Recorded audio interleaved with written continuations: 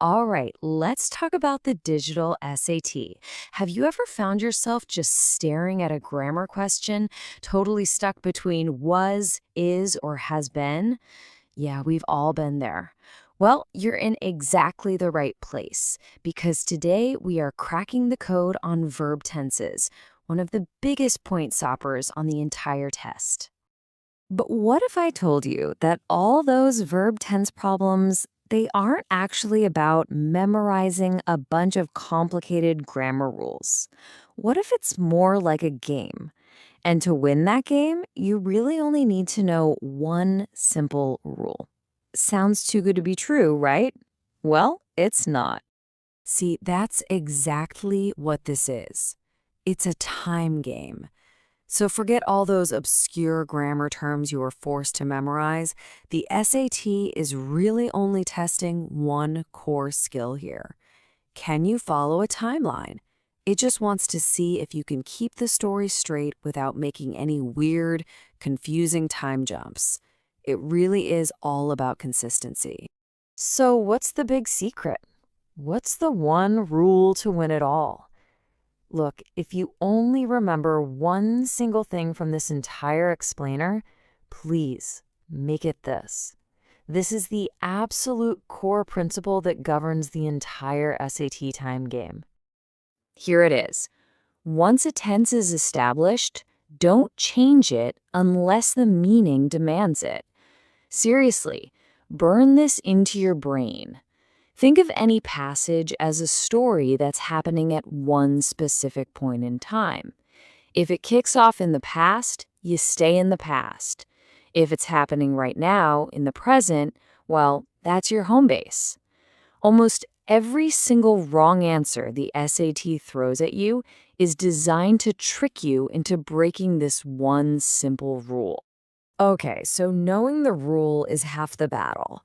But you've also got to know the other team's playbook, right? So let's pull back the curtain and look at exactly how the test makers design these questions to trip you up. So here are their favorite tricks. First, they'll set up a super clear timeline, maybe in the present tense. Then they'll just sneak a past tense verb into the answer choices, hoping you're moving too fast to notice. Sometimes they'll even make that wrong answer sound a little more, academic or smoother to your ear. And the sneakiest trap of all, they'll keep the tense consistent for two sentences and then try to break it in the third. This is a perfect example of what I like to call a snapped timeline. Look at the incorrect version. The sentence starts in the present tense with analyzes, but then it just snaps back to the past with found.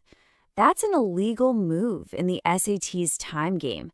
The correct version, on the other hand, keeps the timeline totally clean. Analyzes and finds. Both actions are happening in the same time frame. See? Simple. Okay, so you know the main rule and you know their traps. Now, let's get you armed and ready.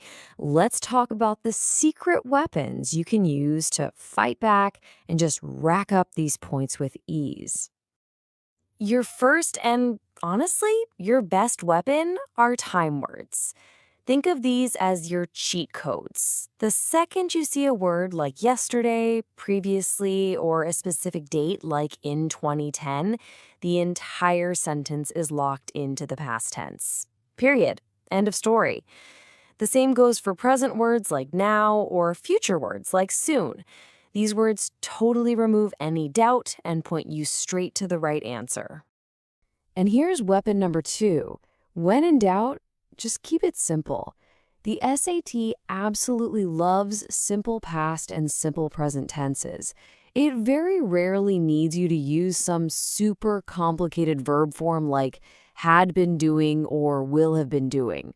If a simple tense works, it is almost always the correct answer. Don't get distracted by those fancy sounding options. All right, now let's talk about those few times when things get a little more complex. But look, don't think of these as hard rules you have to memorize. Think of them more like advanced plays for very specific, kind of rare game day scenarios.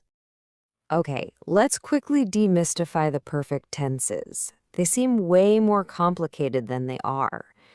They have one very specific job: to show the order of two events in the past. Just think of had done as meaning the thing that happened first. So if a sentence says, by the time the bell rang, he had finished the test, which action happened first? Finishing the test.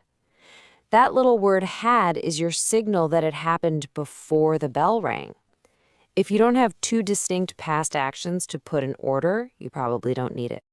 Next up, conditionals. Think of these like little logic puzzles, not as real events happening on a timeline.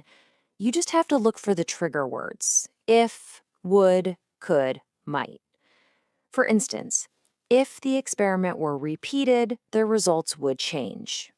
See, this isn't a real timeline. It's just a hypothetical what-if scenario. The verbs just follow a special pattern for these situations. So, how do we put all this together when that clock is ticking down? Let me show you the winning move. A super simple trick to eliminate the wrong answers and get to the right one fast. Okay, here's the game plan. 4 easy steps. First, you notice that the answer choices are just different tenses of the same verb, like finds versus found. That's your big clue. Second, you quickly scan the sentence, or the one before it, to find the established timeline. Third, you pick the verb that matches that timeline. And finally, and this is probably the most important part, trust it. Don't overthink it. Don't let the test makers psych you out. And that really brings us to the final truth of this whole thing. These are not tests of your grammar memory. They are tests of your ability to read for context. Your job is so simple. Find the timeline, follow the timeline, and pick the simplest verb that keeps that timeline consistent. That's it. So the next time you see one of these questions on the SAT, just remember what we talked about. It's not some impossible verb tense problem. It's just another point farm. Now go get those points. You've got this.